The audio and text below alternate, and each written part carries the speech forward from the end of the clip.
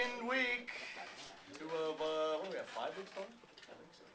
Our second week of presentations with an interesting topic that most of you probably don't know much about, and that is Danny Thomas. Give her a big round of applause.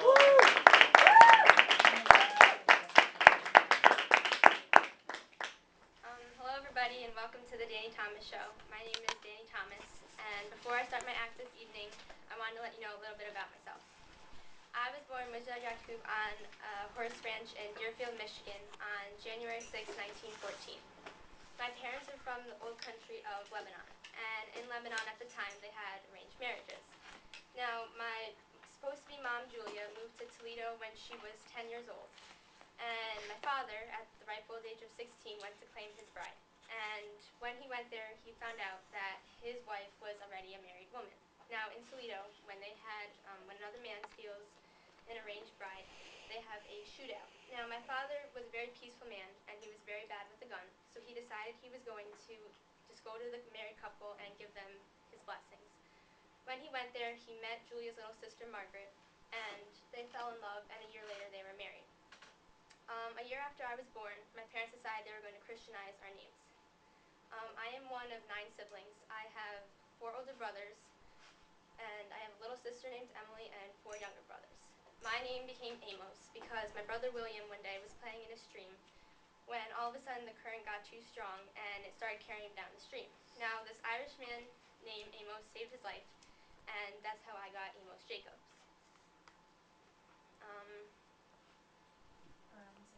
Around the same time that I was born, my father started getting into gambling, and he had a really bad gambling problem. And he decided he was going to gamble our ranch one night because he was getting into the game. And he thought he was going to win because he thought he was very good at it, but he ended up losing our ranch, so we moved to Toledo back with my family. In Toledo, my mom became very sick, so my Aunt Julia and Uncle Tony came to take care of me because I was the youngest at the time. And that's when I grew very close to my Aunt Julia. I was able to live with my Aunt Julia and Uncle Tony and play with my siblings as well because they raised me, and since my Aunt Julia couldn't have kids of her own, I was able to go back and forth between houses. At the age of 12, my brother Ray and I decided we wanted to get a job. The local theater had opening, so my brother and I sold candy and soda at the theater. And at the theater, that's where I really fell in love with comedy, and my favorite comedian was Abe Reynolds, and he was a Jewish comedian, and he was very fun to watch.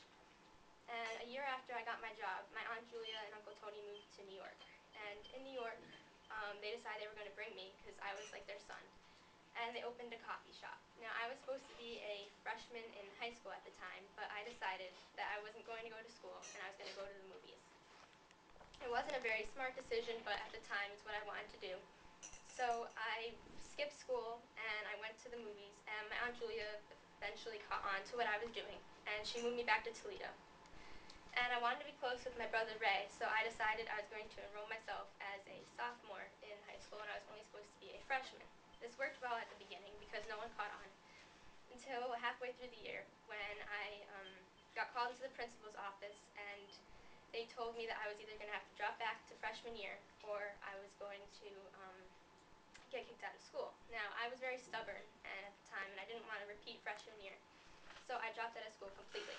This was one of the biggest regrets of my life because later on in my career, you'll see that I did not get very far.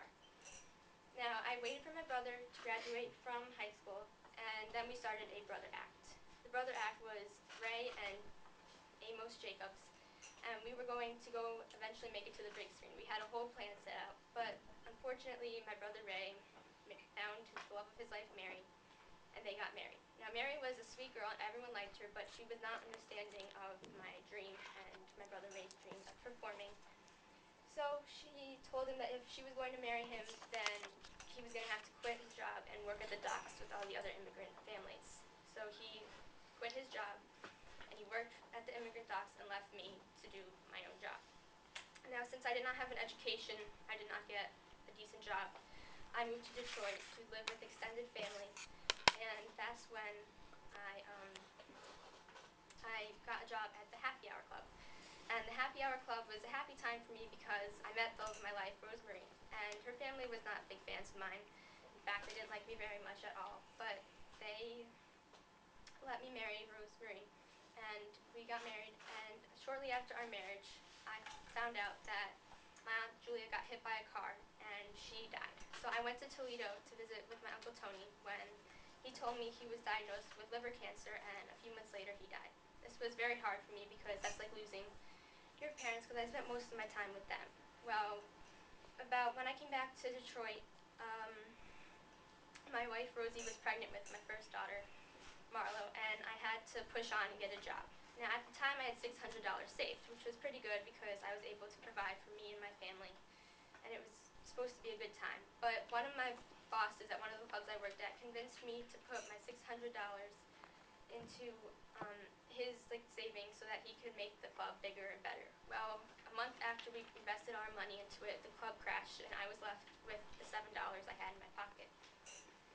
And this was hard because you can't really raise a family with $7. So that's when I acted on this huge leap of faith, which not a lot of people did at the time. And I went to church, and I put the $7 in the donation box, and I asked God if he could please just give me a job so I could pay for the hospital delivery bill, and then I would be able to take care of my family. Well, the next day, I got a call from a Maytag commercial, and they asked me to do a commercial, and I would get $75. So I did the commercial, and 2 days later, at the hospital, my wife had our first daughter, Margaret Julia, after my mom and my aunt, and the hospital bill was $74.80. It was quite miraculous that I had enough money for that, and I was very grateful for that, so I decided that since God answered my prayers, I was just going to be happy with the $7 I got. So I started settling for any job that I could find because that's what I was going to do. When one time I was sitting at a bar after my performance, and a man came up to me, and he told me this story about his wife. Now, he was drunk, and I wasn't going to listen, but he got my attention when he said that his wife was diagnosed with this cancer, this terminal cancer, and she wasn't going to live. That's hard because he was going to lose love of his life. So he went to church and he prayed to St. Jude. St. Jude is like patron saint of lost causes. Anyone who feels like they're going nowhere in life can pray to St. Jude. And that's what he did. And a few days later, his wife had a miraculous recovery, and she was back on her feet, and she's still alive. And the man's promise to St. Jude was, if you save my wife, then I will tell everyone I meet about your miracle. So I heard about this, and I decided I was going to go to church and try it out. So it was a Wednesday afternoon, and I went to church,